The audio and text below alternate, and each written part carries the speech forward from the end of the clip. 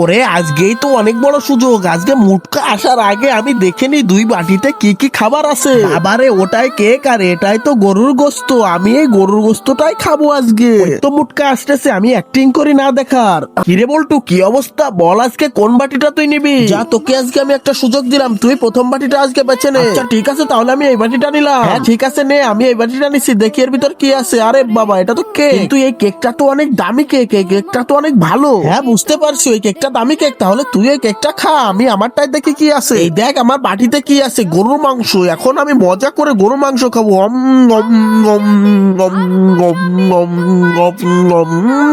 কি মজা! এই দেখ ঝাল দিয়ে মাখাই খাচ্ছি আমি। মুটকার বাচ্চা, এই গরু গোশত ঝাল দিয়ে তুই যদি না খাস তাহলে তুই বুঝবি না ফিলিংস। আরে ভাই তুই তোরটা খেতে থাক, আমার এই কেকের ভিতরে এমন একটা জিনিস আছে সেটা দেখলে তুই তো অবাক হয়ে যাবি। কেকের ভিতরে কি আছে সেটি দেখার আগে তুমি যদি বলতে পারো এখানে তরমুজের জুস বানাতে কয়জন কর্মী কাজ করতেছে, তাহলে একটা লাইক করে কমেন্টে বলে যাও। আর যদি আল্লাহর এই ছবিটি পছন্দ হয়ে থাকে তাহলে একটা সাবস্ক্রাইব করে যাও। আরে বলটু, এই দেখ আমার কেকের ভিতরে কত টাকা, এই দেখ কত 100 টাকার নোট আরো উঠতেছে।